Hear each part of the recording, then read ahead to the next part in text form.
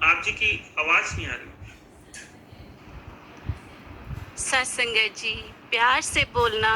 धन इनका जी, बहुत रहमत बख्शिश सतगुरु माता जी की कि इन्होंने अपने चरणों के साथ जोड़ा हुआ है और कैसे हमें ये जीवन जीने का सलीका सिखा रहे हैं। तो सत्संग ये भी इन्हीं की कृपा है जो ये पल रहमतों के हम आनंद उठा रहे हैं। तो सत्संग जी कैसे हर रूप में ये सेवा हमारी कबूल कर रहे हैं, चाहे वो सुन के हो, चाहे वो बोल के हो, और वो सेवा तो और भी महान जो इनके वचन सुनकर और अपने कर्म रूप में लाकर संत महात्मा करते हैं।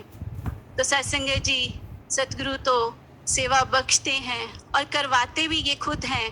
मेरा काम तो सिर्फ इनके चरणों में पूर्ण रूप से अपने आप को समर्पित करना है। तो सत्संग जी दासी बाबा हरदेव सिंह जी महाराज की विचार पढ़ रही थी, तो उसमें एक लाइन कि life gets its meaning when it is lived for others, कि जिंदगी सही मायने में जिंदगी तब है जब दूसरों के लिए जी जाए।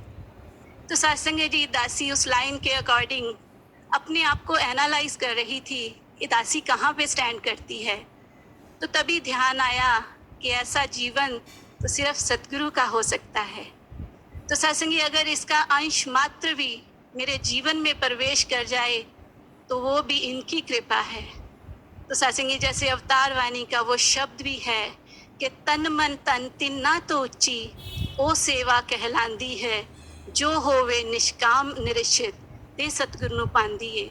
तो सत्संग जी वो निष्काम भाव से बिना कोई इच्छा रखे हुए जो सेवा, जैसे पीछे हमने देखा ये कोविड पेंडेमिक पीरियड में भी, तो कैसे सतगुरु का एक आदेश, सतगुरु का एक इशारा आया कि मानवता की सेवा करनी है।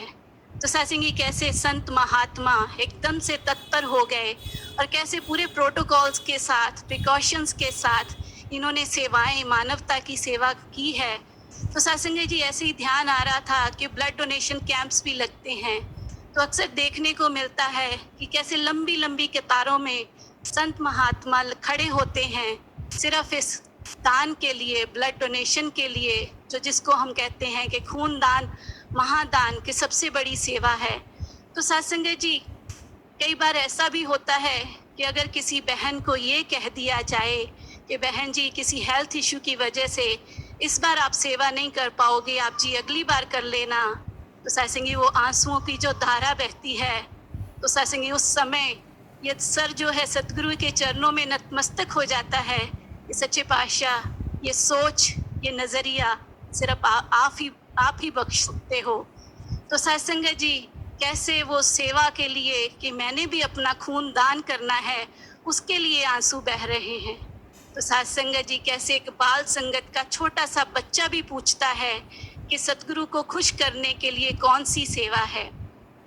तो सत्संग जी किसी महात्मा ने फिर उनको बताया कि जो छोटे छोटे कार्य जो मानवता के भले के लिए हों, चाहे वो बेशक एक टैप चल रही है, पानी वेस्ट हो रहा है, हमने उस टैप को बंद कर दिया, चाहे वो लाइट वेस्ट हो रही है, इलेक्ट्रिसिटी वेस्ट हो रही है, पंखा चल रहा है, लाइट चल रही है, हमने वो स्विच ऑफ कर दिया, वो छोटा सा छोटा कार्य वो सेवा रूप से किया हुआ जो मानवता के भले के लिए है। तो सत्संग जी पीछे सुनने में भी आया कि विटामिन सी की डोज बढ़ानी है, तो ध्यान आया कि अगर आध्यात्मिक तौर पर देखें तो विटामिन सी माने कि कंट्रीब्यूशन, तो मेरा मानवता के लिए कंट्रीब्यूशन, मेरी समाज को देन, मेरा सतगुरु के चरणों में समर्पण। तो सत्संग ये कंट्रीब्यूशन भी यही करवा सकते हैं, मैं तो सिर्फ एक जरिया हूँ।